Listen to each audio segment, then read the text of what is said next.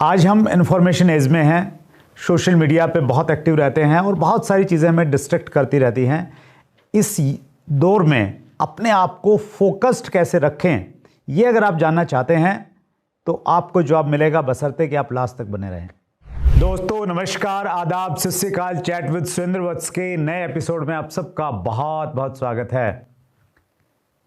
हम अक्सर direct selling के कामयाब लोगों से तो मिलते हैं, लेकिन उन कामयाब लोगों को कामयाब बनाने में जिस शख्सियत का बहुत बड़ा योगदान है, सौभाग्य से आज जो हमारे मेहमान हैं, आइए हम सब बहुत उत्साह के साथ में स्वागत करें स्नेह देसाई सर का। जी सर। बहुत बहुत स्वागत है स्नेह सर। Thank you sir. और स्नेह सर एक ऐसी पर्सनैलिटी हैं जिन्होंने लाखों नहीं करोड़ों लोगों की ज़िंदगी को कहीं ना कहीं छुआ है और लाखों लोगों की ज़िंदगी पे सीधा इम्पैक्ट प्रभाव डाला है। एक ऐसे बिजनेस कोच हैं जो खुद 12 बिजनेसेस को चला रहे हैं, 100 करोड़ से ज़्यादा जिनकी वर्थ है बिज़नेस की, और वो लोगों को बिज़नेस की भी टीचिंग देते हैं, डायरेक्ट सेलिंग की भी टीचिंग देते हैं। और कितनी कितनी टीचिंग उन्होंने दी है, स्नेह सर से हम लोग डिटेल में बातचीत करेंगे। स्नेह सर, कुछ कॉम्प्लीमेंट्स पढ़ना चाहता हूँ जो आपके कमिंग सून के वीडियो पे हमें प्राप्त हुए हैं। सौरभ सुमन ने लिखा है, he is great leader and life coach. Rajendra Prasad Verma ने लिखा है, वाओ सर, ग्रेट लीडर से बहुत कुछ सीखने को मिलेगा। नईम अजहर लाइव ने लिखा है, सुपर फास्ट ग्रोथ लीडर, अब हम सबको फास्ट ग्रोथ दिलाने आ रहे हैं। मनोज कुमार ने लिखा है, नॉलेज के भंडार, बहुत कुछ नया सीखने को मिलने वाला है, मोस्ट वेलकम सर। उसके बाद में आई एम योर अविनाश ने लिखा है, Sneh Desai, a name which reflects the message of love, peace, success itself. और उसके बाद में पढ़ रहा हूँ सर सग्रम भादु का, मुंबई में इनका प्रोग्राम देखा, बहुत बड़ा बदलाव हुआ है मेरे जीवन में, दिल की गहराई से बहुत बहुत धन्यवाद। और लास्ट में पढ़ रहा हूँ सर अरुण मौर्या का, I read his book change your life, this book is incredible, I am a big fan of Sneh sir. तो लोग बहुत खुश हैं सर, बहुत प्यार करते हैं आपसे, थोड़ा सा नमूना दिखाया है उन्होंने। Thank you sir. क्या फीलिंग आती है जब इस प्रकार के कॉम्प्लीमेंट्स मिलते हैं और इतनी बड़ी फ़ैन फॉलोइंग है सर आपकी? सर सबसे पहला फीलिंग तो ये आता है कि ईश्वर को शुक्रगुजार हो कि उन्होंने हमें ये काबिलियत दी कि लोगों तक ये बातों को हम पहुंचा सके, लोगों के लाइफ में एक पॉजिटिव चेंज ला सके। बस सबसे बड़ा यही फीलिंग है। That's great sir. जो व्यूअर पहली बार सुन रहे हैं तो थोड़ा स्टोरी पार्ट से स्टार्ट करते हैं, क्योंकि आपकी स्टोरी अपने आप में बहुत इंस्पिरेशन है जी। मुझे लग रहा है आपकी स्टोरी को कोई अच्छे से अगर सीख ले, जान ले, तो उसी में अपने आप में बहुत बड़ा मैसेज है सर। जी सर। वहीं से शुरुआत करते हैं। सर मेरी कहानी शुरू होती है जब मैं 4 साल का था, तो मेरे पेरेंट्स ने मुझे मेडिटेशन सीखने के लिए भेजा। 6-7 साल की उम्र पे सबकॉन्शियस माइंड, गोल सेटिंग के बारे में पढ़ाना शुरू किया। 7-8 साल की उम्र पे पब्लिक स्पीकिंग, और 9 साल की उम्र पर मैं स्टेज पर पहली बार आया। उन दिनों में लोग 9 मुझे साल? हाँ 9 साल। अच्छा वाह। उन दिनों में लोग मुझे यंगेस्ट स्पीकर के रूप में जानते थे। और शुरुआत होते होते अलग अलग सब्जेक्ट्स में पढ़ते गया। जैसे एक बच्चा स्कूल में 8 अलग अलग सब्जेक्ट पढ़ता है, तो मेरे पेरेंट्स ने मुझे संत महात्माओं के पास भेजा, टीचर्स और कोचेस के पास भेजा, आश्रम में भी भेजा और सेमिनार्स में भी भेजा। तो अब मैं 11 साल की उम्र पे योग सीख रहा हूँ, 12-13 साल की उम्र पे reiki, pranic healing, vastu, feng shui, NLP सीख रहा हूँ, साथ ही साथ हिप्नोथेरेपी, सेल्स, कम्युनिकेशन। 16 साल की उम्र पे भगवद गीता पढ़ रहा हूँ। तो मुझे मज़ा आता था, ये मेरे लिए बस एक पैशन बन गया था। और हुआ कुछ ऐसा कि मेरे जो घर में मुझे बड़ा किया गया वो 10 रूम का घर, पापा का अच्छा बिजनेस, फैक्ट्री सब था। लेकिन जब मैं 15 साल का हुआ तो उनकी फैक्ट्री बंद हुई, पार्टनरशिप में कुछ चैलेंजेस आए। ओके। जहाँ से पैसा आ रहा था वो अटक गया।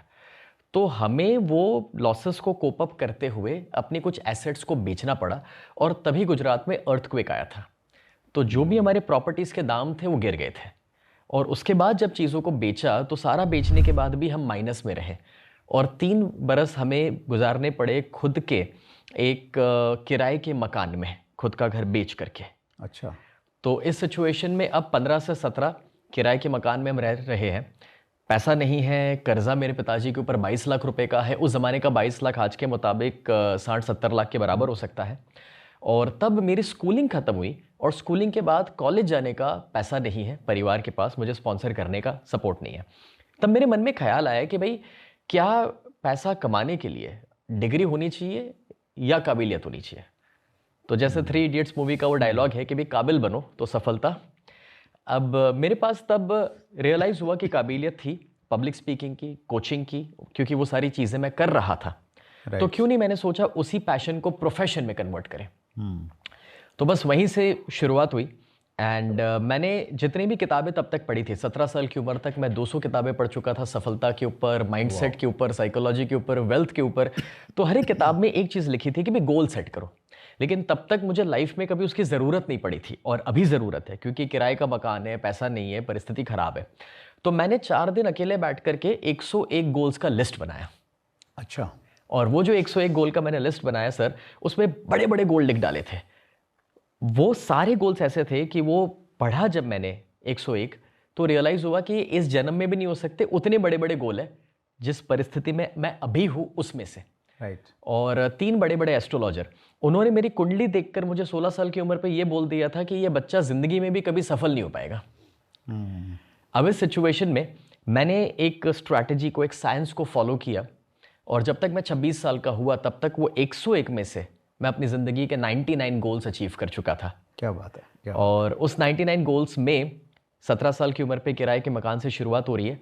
19 साल की उम्र तक पापा का कर्जा दूर किया, खुद का घर बनाया, पहली मर्सिडीज़ खरीदी, 21 साल की उम्र पे दूसरी मर्सिडीज़ खरीदी, 23 साल की उम्र तक BMW, और 6 बिजनेसेस तब तक मैं डेवलप कर चुका था। और 26 साल की उम्र पे एक बहुत बड़ा हमारा सपना था, क्योंकि मेरे पेरेंट्स ने मुझे 10 रूम के घर में बड़ा किया था, तो मैं इन रिटर्न उनके लिए दूसरा 10 रूम का घर बनाना चाहता था। तो अभी जिस घर में हम रहते हैं, जो मेरे 26 साल की उम्र पे बनाया, वो 60,000 स्क्वायर फीट का घर, 30 रूम का घर, personal cricket ground, swimming pool, home theatre, अभी तो जूम स्टूडियोज़ भी वहीं पर है, और सारी फैसिलिटीज़ वहाँ पर बना पाए। तो ये हमारी सर छोटी सी कहानी है। क्या बात है, बहुत बड़ी अचीवमेंट है सर इस छोटी सी कहानी में आपके। Thank you. जब आप नए घर में आपने एंटर किया, पेरेंट्स साथ में थे जी, तो क्या फीलिंग थी पेरेंट्स की, कुछ ध्यान है? मेरी मम्मी आज भी कहते हैं कि बेटा इतना तो पता था कि तू कुछ अच्छा करेगा, बट हम इतने बड़े हो जाएंगे या इतने सफल हो जाएंगे ये तो मैंने कभी नहीं सोचा था।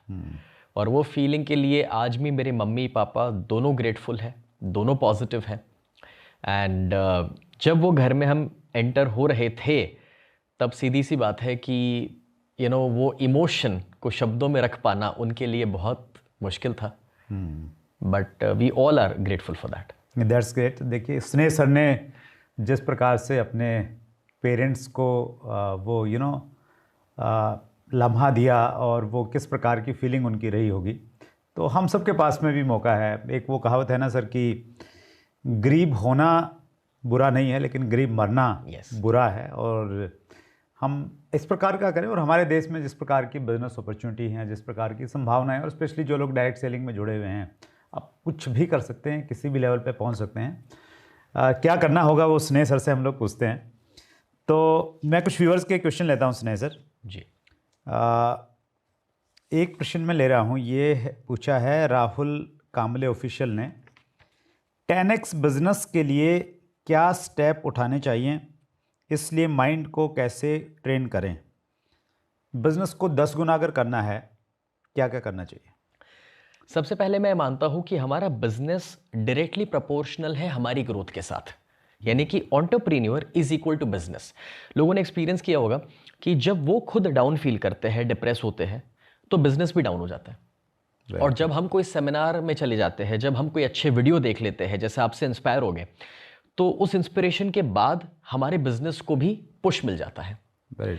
तो अगर बिजनेस बढ़ाना है तो पहला काम अपने ऊपर करना है, और इसीलिए क्वेश्चन बहुत अच्छा पूछा गया है कि माइंडसेट को कैसे बनाया जाए, क्योंकि शुरुआत तो वहीं से होती है।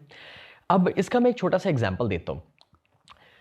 अगर एक दवाई एक्सपायर हो जाती है तो क्या उसके बाद उसका कोई असर रहता है? नहीं, शायद नहीं। एग्जैक्टली वैसे हम आज जो विचार, मान्यताएं, आदतें और स्किल सेट के साथ यहां पहुंचे, क्या वही हमें 10 गुना आगे लेकर जाएगी? वही विचार, वही मान्यताएं, स्किल सेट या आदतें? शायद नहीं।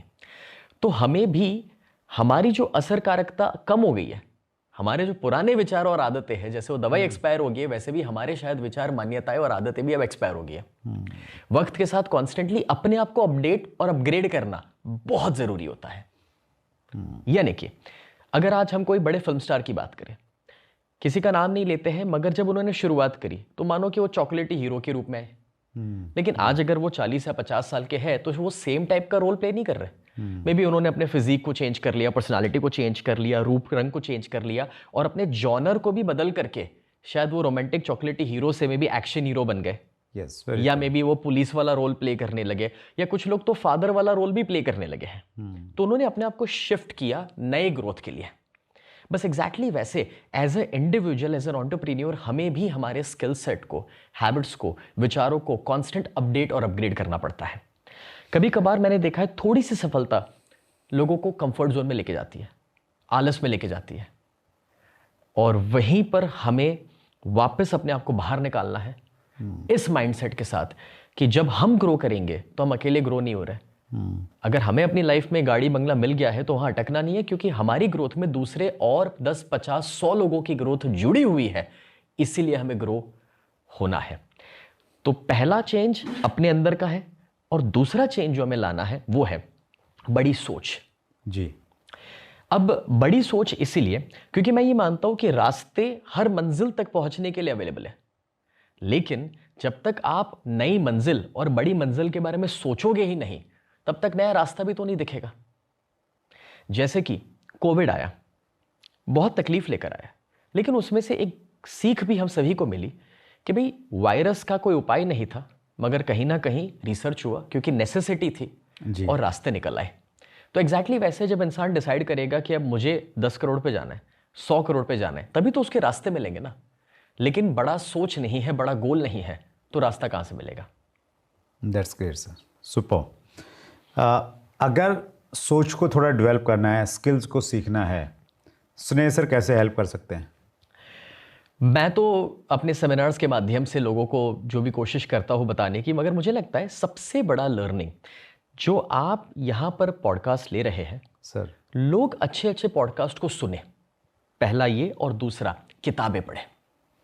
उसका कारण बहुत सिंपल है, आप अपने तजुर्बे से सीखोगे तो 20-25 साल लग जाएंगे।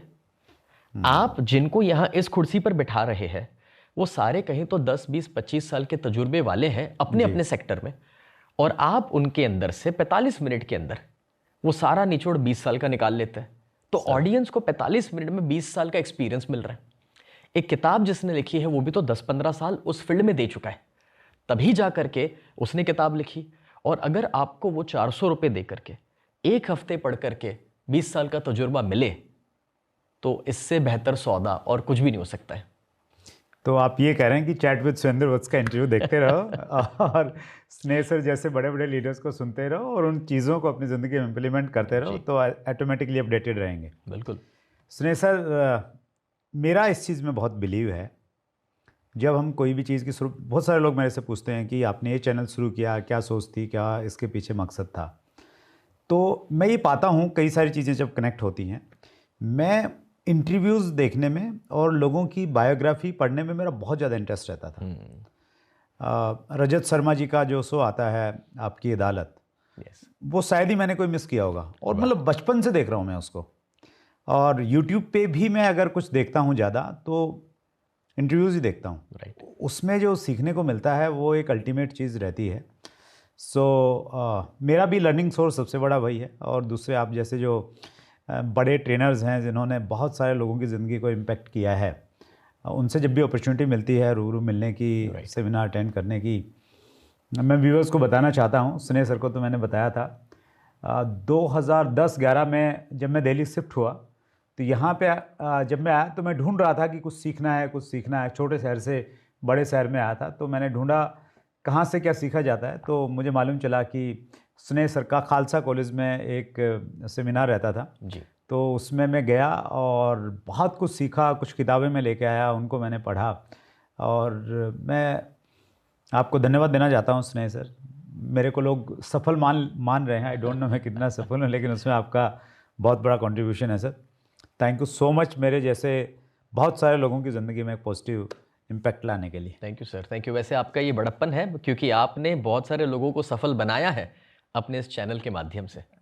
थैंक यू सर, वो कहीं ना कहीं आपसे ही आई हुई चीज़ें हैं, आगे से देने का प्रयास किया जा रहा है। Thank you sir. एक प्रश्न मैं पूछना चाहता हूं सर आपसे। जब भी हम लोगों से मिलते हैं तो उसमें ये पाते हैं कि लोग गोल्स भी बना लेते हैं, सोचते भी कि चलो यार ये करूँगा, लेकिन जब एक्शन लेने की बात आती है, एक्शन में कन्वर्ट नहीं हो पाती हैं चीज़ें। क्या स्टेप्स हैं, कैसे एक्शन करें? इसके पीछे एक छोटी सी कहानी मैं बताता हूँ। Please sir. जब 17 की उम्र पे गोल तो सेट कर लिए और जब लोग सुनते हैं कि भाई आपने 2 साल में मर्सिडीज़ खरीद लिया कुछ भी, तो लोगों को लगता है कि आप बहुत किस्मत वाले हैं। मैं हमेशा कहता हूँ कि there is no attraction without action. पहले 2 साल सर मेरे करियर के 365 दिनों में से 350 दिन मैं स्टेज पर रहा था। अच्छा, इतना मतलब पब्लिक को एड्रेस किया आपने, इतने सेमिनार्स मीटिंग्स लिए? तो अगर मेरा बर्थडे भी है या दिवाली भी है तो भी मैं स्टेज पर हूँ। क्या बात है। मुझे याद नहीं है कि उस 2 साल में 3 साल में मैं कभी बीमार भी हुआ था, या अगर हुआ भी तो उसमें मैंने ब्रेक लिया हूँ। तो मेरा ही मानना है कि जब आप फर्म हो जाते हैं, एक जिद उठा लेते हैं कि कुछ भी हो जाए मुझे मीडियोकर लाइफ नहीं जीनी है, कब तक मैं अपने आप को और अपने परिवार को इस स्ट्रगल में और दुख में रखना चाहता हूं। मेरा जो बड़ा सपना है, अगर मुझे उसे पूरा करना है तो काम तो करना ही पड़ेगा। क्योंकि आपने देखा है सर, सफलता की जो सीढ़ियां ना, नीचे बहुत सारे लोग हैं, सबका सपना है टॉप पर पहुंच जाए, बट टॉप पर पहुंचने के लिए जो दर्द उठाना है वो कोई उठाने के लिए तैयार नहीं होता है। और मेरा हमेशा से एक कॉन्सेप्ट जो मुझे मेरे एक मेंटोर ने दिया था कि अगर 2 डिसीजन है आपके सामने, तो वो वाला चुनना जिसमें दर्द मिलने वाला है और कंफर्ट वाला छोड़ देना। और वो चीज़ कुछ ऐसे बैठी है कि जहां पर अगर मेरे पास ऑप्शन है कि अगर यार एक वेब सीरीज देख के अभी मैं रिलैक्स हो सकता हूँ रात को, और दूसरा ऑप्शन है कि नींद नहीं आ रही तो एक किताब पढ़ सकता हूँ, तो ज़्यादा दर्द वाला ऑप्शन कौन सा और कंफर्ट वाला ऑप्शन कौन सा है? वो कंफर्ट अभी सुख देगा और फ्यूचर में दुख देगा, और वो अभी जो पेन उठा रहा हूँ वो फ्यूचर में सुख देने वाला है। बस वो चुनाव करना ज़रूरी है। सुबह जल्दी उठना, आराम से उठना कंफर्ट है, जल्दी उठ करके काम शुरू कर लेना थोड़ा दर्द देता है, बट वही है जो आपकी तरक्की करवाता है। तो मैं ये मानता हूं कि अगर ये साइकोलॉजी हम अपने अंदर बैठा लेते हैं कि दर्द उठाने के लिए तैयार होना है, तो आपको काम करने में कोई दिक्कत नहीं होगी। जैसे भगवत गीता में कर्म योग में बहुत ब्यूटीफुल बातें बताई है, जिसमें से एक लर्निंग मैंने पाया था और वो ये था कि आराम करने से थकान लगती है, काम करने से तो एनर्जी बढ़ती है। क्या बात है। और इसलिए आज भी सर एवरेज 14 से 16 घंटे का मेरा वर्किंग रहता है। पॉडकास्ट से पहले हम कल के दिन की बात कर रहे थे आपके साथ, जी। और कल रात को भी 4 साढ़े 4 घंटे की मेरी नींद हुई है और यहाँ पर मैं हूँ। तो मुझे ये लगता है कि इतना सब कुछ लोगों से मिल करके, इतनी अच्छी अच्छी अपॉर्चुनिटीज आसपास से, इतना सब कुछ करने के लिए है, तो आराम तो कर लेंगे। जब दुनिया छोड़ के जाएंगे तब आराम ही करना है, राइट। तो ये जो मौका मिला है उसे मिस नहीं करना है। तो जब एक्शन लेने की बात हो रही है तो बस मैं चाहता हूँ लोग अपना माइंडसेट बना ले एक विल पावर पेन उठाने का। भाई बॉडी तो सबको बना लेनी है, बट जिम में जाओगे तो दर्द उठाना ही पड़ेगा, और वो दर्द का जब आप आनंद लेना शुरू कर देंगे तो बड़ा कमाल होने वाला है। Great sir. मैं सर एक छोटा सा एग्जांपल ऐड कर दूं।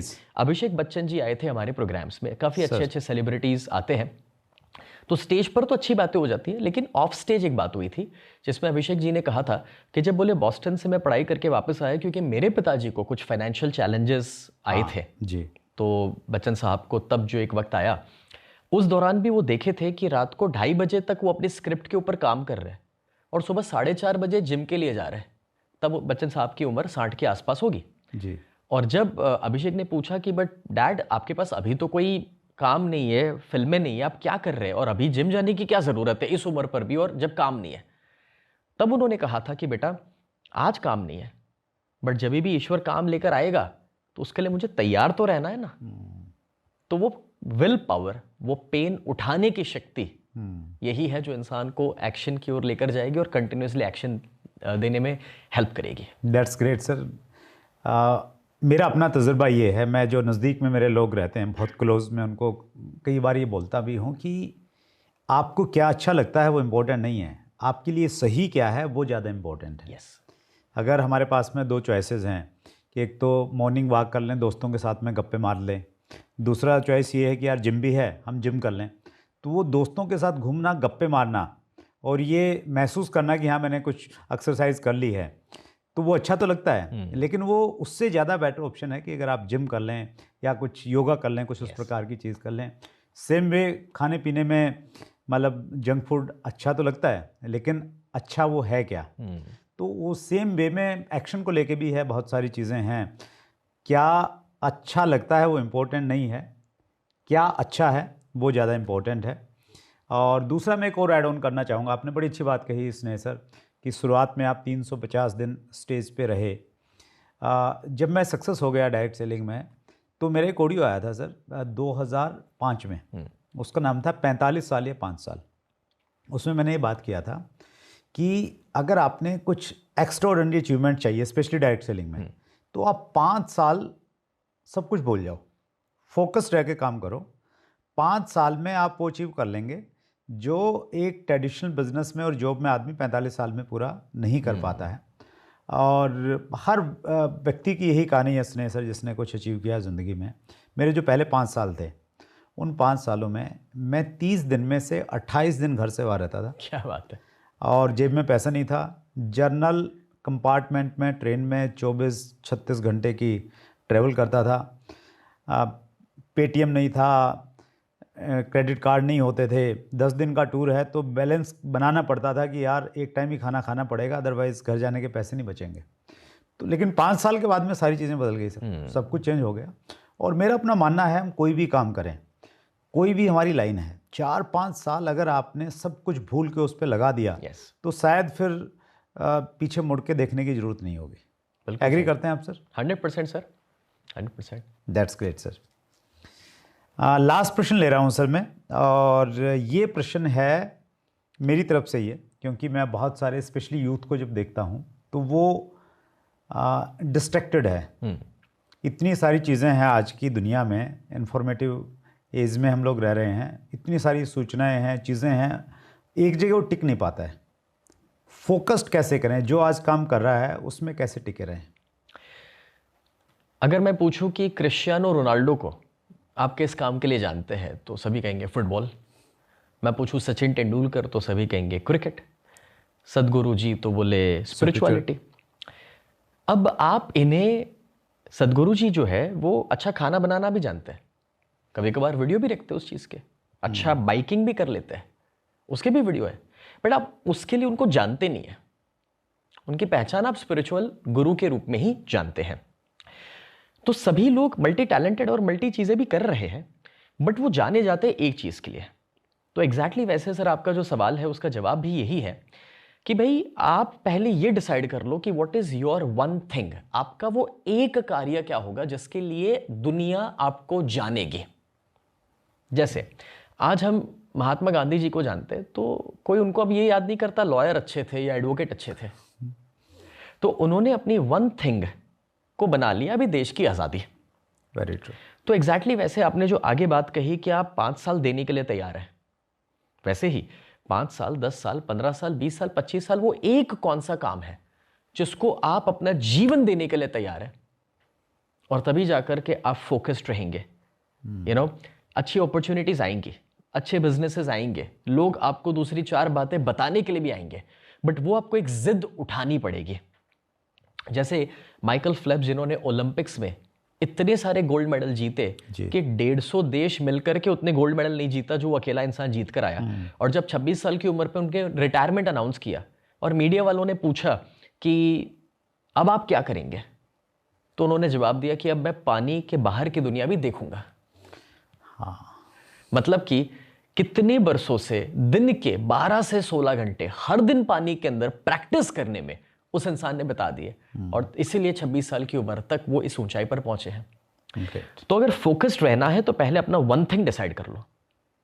आपने अगर नेटवर्क मार्केटिंग में कोई है, एक कंपनी का चुनाव कर लिया, राइट, तो अभी आप कंफ्यूज होके बोले अब मैं एबीसी कंपनी में भी चले जाऊं, XYZ कंपनी में भी चले जाऊं, यहां से वो अच्छा बिजनेस प्लान मिल रहा है, यहां से अच्छी प्रोडक्ट मिल रही है, इसका बोनस अच्छा आ रहा है, उधर मेरा दोस्त जुड़ गया है, वहां का टीम का ऑफर और पोजीशन अच्छा मिल रहा है। कोई मतलब नहीं है। जो लोग हर 6 महीने और 2 साल पे जंप कर रहे हैं ना सर, वो कहीं नहीं पहुंच रहे। Very true sir. फोकस्ड रहने के लिए एक ही कॉन्सेप्ट लोगों को दिमाग में रखना है कि कोई भी करियर में आप पहले 80% टाइम में 20% पैसा बनाओगे और पीछे के 20% टाइम में आप 80% पैसा बनाओगे। ग्रेट। तो जब तक आपका वक्त आ रहा है पीछे के 20% का, जिसमें 80% पैसा बनने वाला है, आप उसी से पहले जंप कर लोगे तो आप सारा लॉस करोगे। तो आपने जो क्रिएट करा है उसे कंटिन्यू करो, फोकस्ड रहो, लगे रहो, उसे लिख करके सामने लगा दो कि what is your one thing, और उसमें आपका सबसे बड़ा गोल क्या है आने वाले 5 और 10 साल का, और बस उसी में लगे रहना है। क्योंकि कोई भी सेक्टर, बिजनेस और फील्ड में बड़ा बनने के लिए बड़े काम करने की जरूरत नहीं होती, लगे रहना पड़ता है। बच्चन साहब इतने बरसों से लगे रहे हैं, इसलिए ये रिजल्ट एक्सपोनेंशियली मिला है। बड़ी फिल्में करने से इंसान बड़ा नहीं बनता, लगे रहने से बड़ा बनता है। आप भी इतने बरसों से चैनल को डेडिकेशन के साथ इतनी अच्छी वैल्यू दे रहे हैं सर, और जितने हम बरस अपने अपने जोन में, फील्ड में फोकस्ड रह के देंगे, उतना हम वक्त के साथ एक्सपोनेंशियली ग्रो करेंगे ही करेंगे। That's great sir, superb. और सुनिए सर, मेरे पास में अपॉर्चुनिटी है, मैं आपको इनवाइट करना चाहता हूँ। हमारा एनुअल जो फंक्शन रहता है चैट विद सुरेंद्र वत्स का, उसको हम फ्रेंड्स मीट के नाम से हम लोग करते हैं सर, ताकि जितने भी हमारे मित्र हैं जो आप जैसे लीडर्स को ट्रेनर्स को पर्दे पे देखते हैं, तो उनको फिज़िकली वो देख सकें जी। और हमारे पास थोड़ी सी दुविधा ये रहती है कि हमने अभी तक लगभग 260 इंटरव्यू किए हैं, तो सबको बुलाना पॉसिबल नहीं हो पाता। कुछ लोगों को हम सिलेक्ट करते हैं और हमने आपको सिलेक्ट किया और आपने हाँ भरी सर, उसके लिए एक बार बहुत बहुत धन्यवाद। Thank you sir. तो एक बार मैं सबके सामने भी आपको आमंत्रित करता हूँ फ्रेंड्स मीट में। और स्नेह सर से अगर आप मिलना चाहते हैं, फिज़िकली देखना चाहते हैं, स्नेह सर की एनर्जी, स्नेह सर का ऑरा महसूस करना चाहते हैं, वाइब्स को महसूस करना चाहते हैं, तो आप आइए। फ्रेंड्स मीट 10 फरवरी तालकटोरा स्टेडियम नई दिल्ली में हम लोग इसको आयोजित कर रहे हैं। और स्नेह सर क्या बताने वाले हैं उस दिन आप? उस दिन इतने सारे जो लोग आएंगे, मुझे लगता है कि सभी ग्रोथ चाहते हैं सर, सभी अपने जीवन में जहां है वहां से 10 गुना आगे बढ़ना चाहते हैं सर। तो उसी पर हम बात करेंगे कि भी आप अपने सपनों को हकीकत में कैसे बदल सकते हैं, और साथ ही साथ जो भी आपका मनी का गोल है सर, क्योंकि अल्टीमेटली एक वेल्थ का गोल सभी का सपना है, फाइनेंशियल फ्रीडम पाने का अपने और अपने परिवार के लिए। ट्रू। तो वो कैसे मनी का गोल अचीव किया जाए उसके ऊपर हम बात करेंगे। That's great sir, thank you so much sir. सभी व्यूवर्स की तरफ से दिल की गहराई से इतना समय निकालने के लिए, इतना प्यार देने के लिए बहुत बहुत धन्यवाद। Thank you. सो ये थे स्नेह देसाई जी, 12 बिजनेसेस चलाते हैं और हिंदुस्तान में लाखों लोगों की ज़िंदगी में जिन्होंने कंट्रीब्यूट किया है, मेरे जैसे लोगों को यहाँ तक पहुँचाने में जिनका योगदान रहा। मुझे उम्मीद है कि ये इंटरव्यू, ये कन्वर्सेशन आपको बहुत अच्छा लगा होगा। और स्नेह सर ने जैसे बोला, 10 फरवरी को तालकटोरा स्टेडियम नई दिल्ली में स्नेह सर हमें दोबारा मिलने वाले हैं। अगर अभी आपने रजिस्ट्रेशन नहीं किया है, अपना टिकट नहीं लिया है, तो डिस्क्रिप्शन में लिंक हम लोग डाल रहे हैं। तो मुझे नहीं मालूम जब तक इंटरव्यू आएगा रजिस्ट्रेशन होंगे या नहीं होंगे, लेकिन आप ट्राई ज़रूर कर लीजिएगा। अगले मंगलवार को रात्रि 8 बजे फिर एक बड़ी शख्सियत से मुलाकात होगी। अपना ख्याल रखिएगा। बहुत बहुत धन्यवाद।